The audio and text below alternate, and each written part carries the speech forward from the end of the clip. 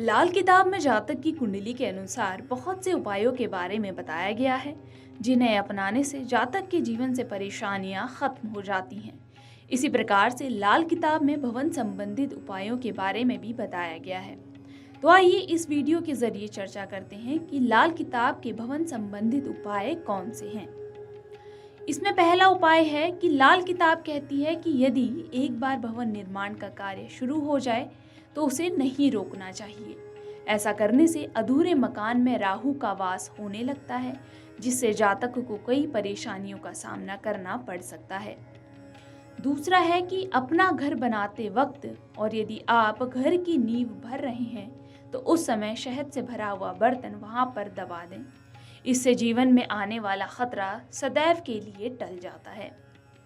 अगला उपाय है कि यदि आपकी कुंडली में शनि ग्रह अशुभ परिणाम दे रहे हैं तो आपको अपने घर के निर्माण से पूर्व गोदान अवश्य ही करना चाहिए। लाल किताब के अनुसार अगला उपाय कहता है कि जिन जातकों की कुंडली के चौथे भाव में शनि ग्रह विराजमान है तो उन जातकों को कभी भी अपनी पैतृक जमीन पर घर नहीं बनवाना चाहिए। यदि ये जातक घर बनाते हैं तो उन्हें जिंदगी भर कष्ट भोगने पड़ते हैं और उनकी संतान भी रोगी रहती है। अगला उपाय है कि जिन जातकों की कुंडली के छठे भाव में शनि ग्रह विराजमान है उन जातकों को अपना घर बनाने से पहले उस भूमि पर हवन अवश्य ही करवाना चाहिए और उस भूमि को शुद्ध कर लेना चाहिए। ऐसा करने से उस भूमि और उस भवन से केतु का प्रभाव खत्म हो जाता है।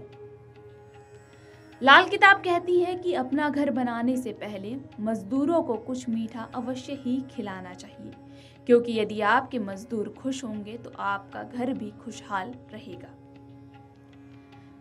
अगला उपाय है कि अगर आपकी कुंडली में केतु पांचवें भाव में विराजमान है और आप घर बनाना चाहते हैं तो आपको उससे पहले केतु की वस्तुओं का दान अवश्य ही करना चाहिए।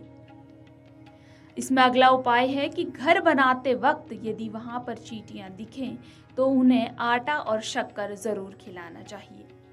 लाल किताब कहती है कि घर के मुख्य द्वार के समीप तुलसी का पौधा या फिर इष्ट देवता की तस्वीर लगाना शुभ होता है।